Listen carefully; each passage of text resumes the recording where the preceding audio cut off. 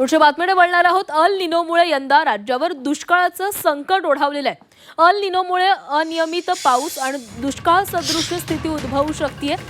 अल निनोमुळे यंदा राज्यावर दुष्काळाचं संकट दिसतंय। मुख्यमंत्री देवेंद्र फडणवीस यांनी अर्थसंकल्पावेळी ही माहिती दिलेली आहे।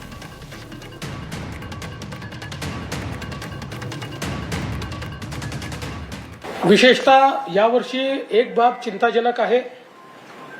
अनेक आता हवामान अंदाज असं सांगतायत की अल निनोचं वर्ष असेल, त्यामुळे दुष्काळ सदृश परिस्थिती तयार होईल आणि यावर्षी पाऊस कमी पडेल अशा प्रकारचा अंदाज आहे। त्या दृष्टीनेही आत्तापासून तयारी करून या आपत्तीचं जेवढं जास्तीत जास्त सौम्यीकरण करता येईल, आपत्ती तर काही टाळता येणार नाही, पण त्याचं सौम्यीकरण कसं करता येईल, मग वैरण विकास असेल, पिण्याचं पाणी राखून ठेवणं असेल, जलसंधारणाचं काम असेल, ही सर्व कामं आपण त्या ठिकाणी हातामध्ये घेणार आहोत।